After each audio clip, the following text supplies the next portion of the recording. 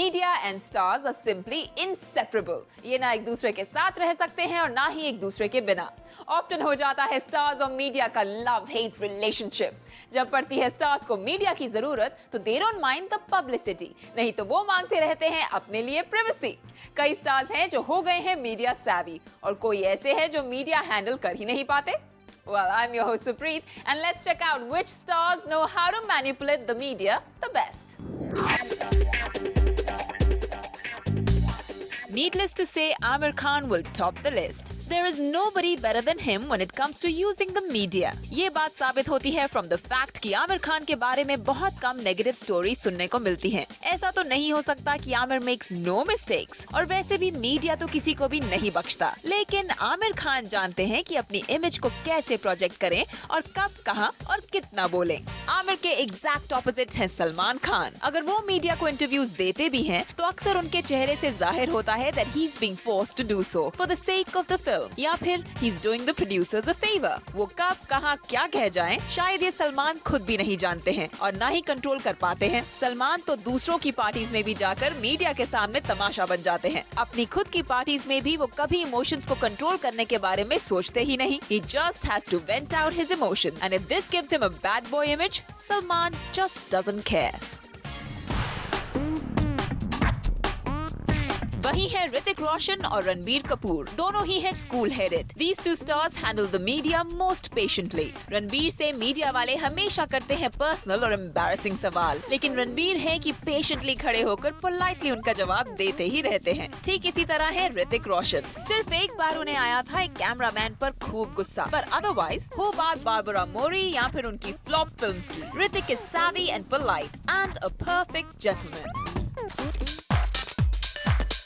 Akshay Kumar loves the media when he needs them. जब भी आती हैं उनकी फिल्म्स रिलीज डेट के करीब तो Akshay becomes accessible to the media. Akshay market करते हैं सिर्फ अपनी इमेज को। वो अपनी प्राइवेट लाइफ को लेकर हो जाते हैं काफी guarded. But when it suits him, he doesn't mind posing for the cameras with his stylish wife, or even let her unbutton his jeans in public while the media hawks are watching. पर अक्षय कोशिश करते हैं हमेशा English में बात करने की, और वो भी एक फेक इंटरनेशनल एक्सेंट के साथ। शायद the fact that he has never been so fluent with his English makes him very conscious. और जब बन गए हैं की एक superstar, he likes to show off his acquired accent. Talking of accents, तो कटरीना भी बात करती हैं with an accent, but उनका accent है ओरिजिनल। मीडिया के साथ अगर देखें उनका रिलेशन तो Katrina is polite but very smart। जब भी उनके बारे में कोई पर्सनल रूमर्स फैलते हैं तो पहले तो वो चुप रहती हैं, जैसे कि रिसेंटली मीडिया में आई थी खबर about her spending time with Salman and his family in Dubai। एक हफ्ता ये खबर मीडिया में उड़ती रही और कटरीना चुप रही। जब बहुत सारी पब्लिसिटी मिल गई तो फिर कटरीना ने किया इस बात को vehemently deny। She is pretty consistent. Katrina हमेशा फैलने देती है rumors for many days and then she gives a quick denial when she's already all over the press and has made the most of it. Deepika perhaps is a slick operator. लगती है वो media को accessible, but if you ask the experts, she is extremely manipulative. और कुछ नहीं तो रणबीर कपूर पर ताने कस कर ही अपने आप को रखती है alive in the media. In fact, उन्हें personal messages भी पहुंचाने के लिए मीडिया का इस्तेमाल करना आता है उन्हें. Whether it is taking revenge from Neetu and Rishi Kapoor for not accepting her as Ranbir's girlfriend, or trying to show her brand new rich boyfriend Sid Mallya to the world, and of course to Ranbir, Deepika ढूंढ ही लेती है media के through कोई ना कोई तरकीब।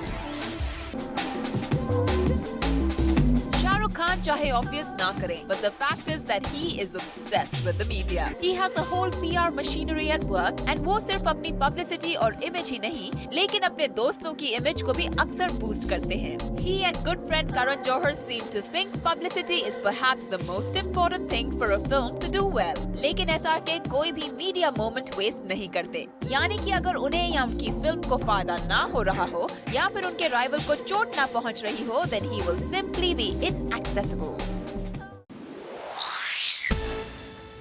क्या stars media के बिना कर सकते हैं survive? What is more important to them, their privacy or their publicity? Well, yes, you guessed it right. It's party shoddy time with Simi Chandok, who can't go wrong with her take on the stars and media wars. After all, she's the Page 3 pioneer and B-Town expert. Simi, welcome to the show. Hi, Supreet. Simi, first question for you. क्या stars media के बिना नहीं जी पाते हैं, or is it the other way around? I think it's a necessary evil for both. But अगर मुझसे पूछो तो शायद media can live without one star, but there is no single star that can live without the media. Aamir Khan ने try किया था, अमिताभ ने try किया था, उन्होंने मीडिया को बैन करने की भी कोशिश की थी at some point, and eventually Amitabh had to end the embargo and he had to come back to the press. So I don't think that they can live without the media. Then why do you say that media can live without the stars? क्योंकि हमारे पास कम से कम 50 stars हैं, तो अगर हमने एक को ban कर दिया तो हमारे पास फिर भी 49 स्टार्स बच जाते हैं. लेकिन अगर मैं कटरीना कैफ हूँ या मैं आमिर खान हूँ या मैं अमिताभ बच्चन हूँ, अगर मैंने मीडिया में एक भी बड़े मीडिया हाउस को लूज आउट कर दिया, so I am losing out a lot as an individual. So I think they have more to lose and we have less to gain. So what happens to the privacy and publicity game then? ये सब पूरा उनका drama होता है. Can they live without the publicity? No, they cannot. Privacy की बातें तब करते हैं जब उन्हें सूट करता है. जब उनकी मूवी आ रही होती है तो तब कहाँ जाती है उनकी प्राइवेसी, तब कहाँ जाती है उनकी मैरिज एंड ऑल दिस. तब तो इतने मजे से सब रूमर स्प्रेड करते हैं, कहीं झगड़ा करते हैं, कहीं स्मूच करते हैं. आजकल तो लड़कियां भी लड़कियों को किस करने शुरू हो गई हैं. It's like where does it stop? What privacy are we talking about? They don't want privacy. आप किसी स्टार को 2 दिन अकेला छोड़ दो, वो पागल हो जाएगा. बट वैसे अगर कहा जाता है कि हम लोग मीडिया पीछे भागते हैं स्टार्स के, डोंट यू थिंक कि अदर वे अराउंड भी होता है? I am sure.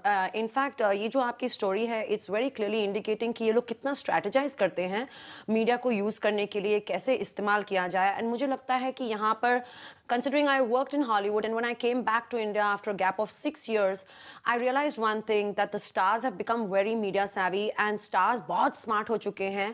And जो मीडिया है वो कहीं पर अभी भी पीछे रह गया है. Media still emotional while the stars are truly promotional. So why do you say कि stars आगे बढ़ गए हैं और मीडिया पीछे रह गया? Because like I said, stars हो गए हैं promotional, media हो गया emotional, simply for the reason that stars today try and get them for an interview when they don't need it, when उनकी कोई picture नहीं आ रही है, तो वो कभी बात नहीं करेंगे, हद से हद थोड़ी बहुत करेंगे. They will never be there for you when you need them.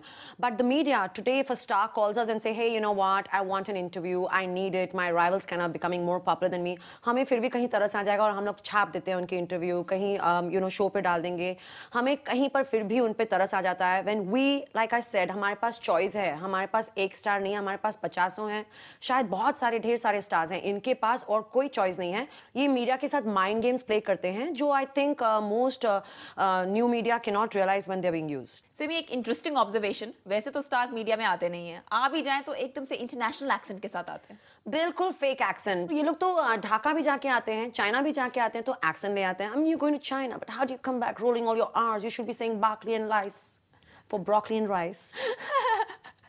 That's very funny, but ये accent आता कहाँ से है? I can explain 3 reasons why they have the accent. एक, like I said, they're very smart, they strategize their moves. तो जब ये interviews देते हैं, ये plan करके देते हैं. हर expression, every word that they say is planned, it's weighed, and it's, every move is measured. So the accent, of course, comes along. Secondly, ये लोग बहुत international travel करते हैं. Most of the movies are shot abroad. तो 3-4 महीने एक साथ वो लोग बाहर रहते हैं.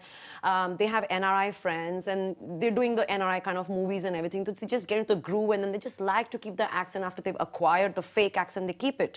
Thirdly, obviously it's fake because आप जब भी इनको टीवी पे देखते हो, ये एक दूसरे के एक्सेंट के ऊपर ताने क्यों मारते हैं? Why are they always making digs at each other about accent? कहीं Priyanka is making a dig at Saif and then Kareena is making a dig back at Priyanka. I don't know what's happening, but the fact is that they're all aware and they're making fun of each other's accents. तो अगर real होता तो they won't be making. मजा ही नहीं होता. Exactly.